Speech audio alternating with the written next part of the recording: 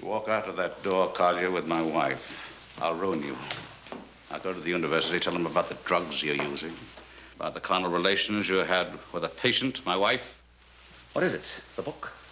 Yes, of course. Without her, there's no book.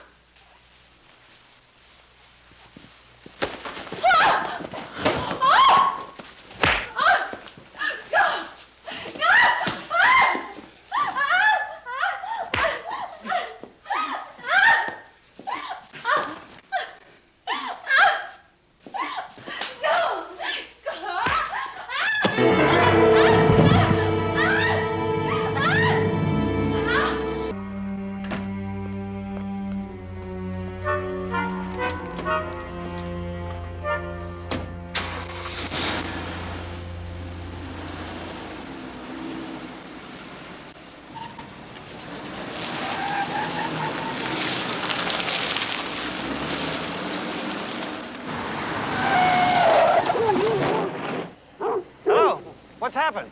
Are you all right?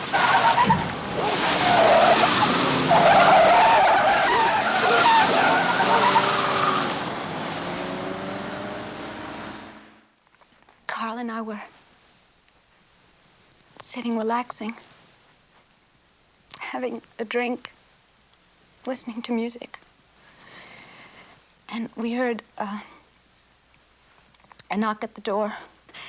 Carl went to see who it was, and we heard a man's voice saying he had car trouble on the highway and could have used the phone.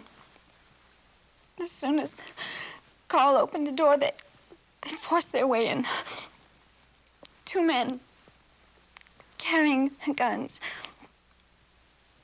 They demanded money, and when Carl said he didn't have any,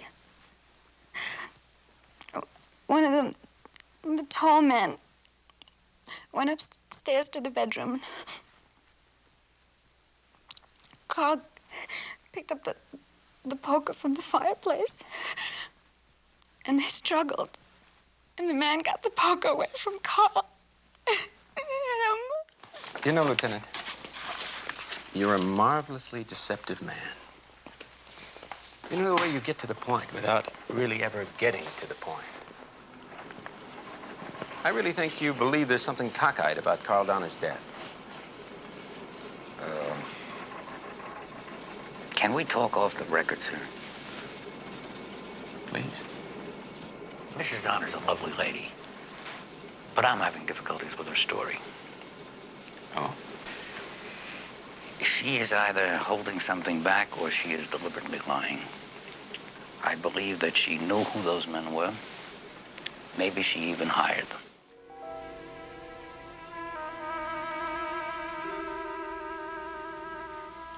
Nadja, can you hear me?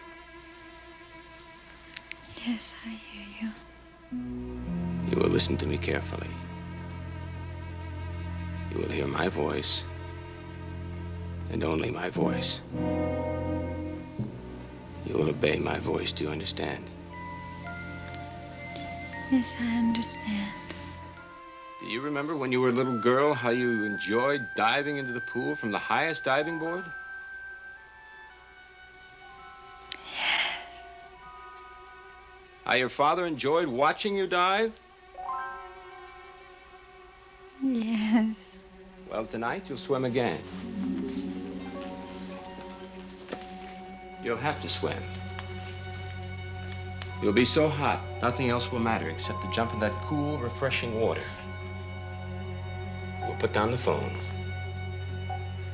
cross over to the balcony, and dive into the pool below your window.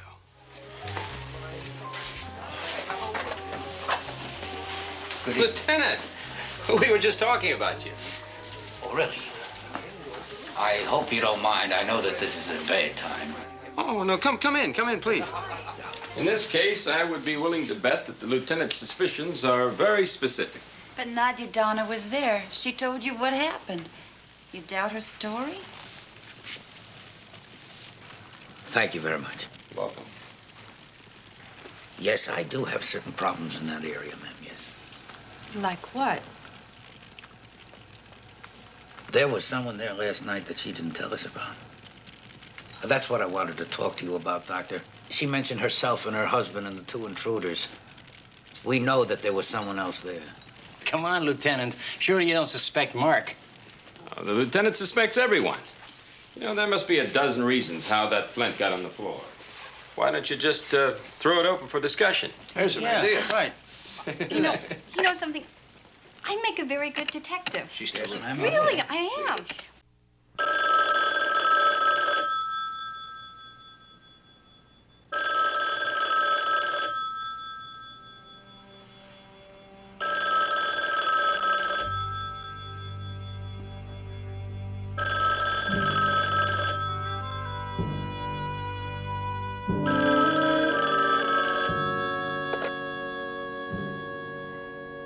Charles Whalen.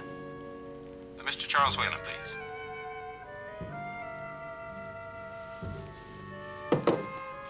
Oh, I'm terribly sorry. I must have the wrong number. You have to swear. You'll be so hot, nothing will matter except to jump into that pool. And jump into the pool below your window. Your father will be watching.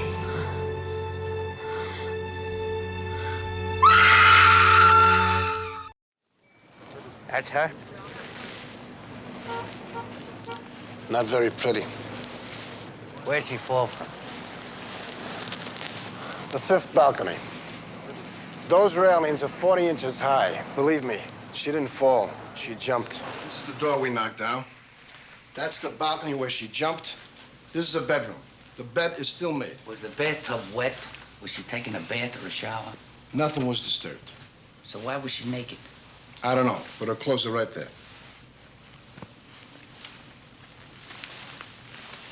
You mean she was dressed when she came out on the balcony? So why'd she take off her clothes? I don't know, but there they are. At the time of Carl Donner's death, you said that you were at the university. I don't say it, Lieutenant. Dr. Borden can confirm it. Dr. Borden cannot confirm the time of the murder. We only know the murder took place at 7 o'clock because the wife, Mrs. Donner, said so. She said it was at 7 o'clock, but the medical examiner says it could have taken place a lot earlier. Now, if that's true, sir, your alibi is not that strong. As a matter of fact, I went to the university. I couldn't find anybody there that recalls seeing you earlier. Am I to presume that I'm currently your chief suspect? I'm not sure the suspect is a strong enough word. You're under arrest. What for? Murder.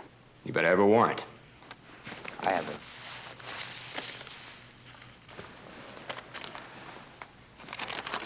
You're right, Doctor. I can't prove that you killed Mrs. Donner, but I can prove that you killed Mr. Donner. I have a witness. Do you recognize this man? No, I do not. Mr. Morris, besides myself, have you ever seen anyone in this room before? Yes, sir, I have. Under what circumstances? I was walking along the coast highway Monday, getting some air, when a car suddenly came speeding out of the Donner driveway. The driver saw me at the last minute and skidded to avoid me. Then he drove off. And this driver, did you get a good look at him? Yes, sir, I did. Was this man standing here? Beautiful, Lieutenant. It's a gallant effort. I beg your pardon? Oh, come now, Lieutenant. That man couldn't see me or my car. He didn't see anything. He's blind. Blind? I must admit, your little charade was very good. The way you had him come in, sit down, offer you the matches, identifying where I was standing by my voice. What makes you think he was blind, sir? Did you see a blind man on the highway that day? Of course not. You and I both know I was miles away from here when Carl died. But I do have a little medical training. You can tell by looking at him. Read a few pages of this, will you, Mr. Morris? Just start anywhere, would you please? Always pack a bulky sweater and some heavy underwear. Even in the spring, the mountains can get pretty cold at night. Yeah, read that. Surely it is the most beautiful of all sports. She's blind. She's blind. Mr. Morris?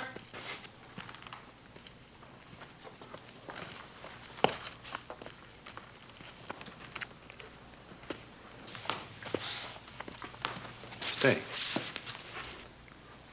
That's right, Doctor. That man that you saw was blind. And is blind. This is Daniel Morris. That's the man that you saw on the road Monday afternoon. This other man is his brother, David. I'm sure you can see the problem, sir. There is no way in the world that you could have assumed that this man, this witness, was blind unless, of course, you had seen this man that day. That's the only way you could have known. Thank you. You're welcome. I have an eyewitness, Dr. Collier. An eyewitness that will place you at the head of the Donner driveway at 5:30 Monday afternoon. But the eyewitness is not Mr. Morris. The eyewitness is you. Just one more thing.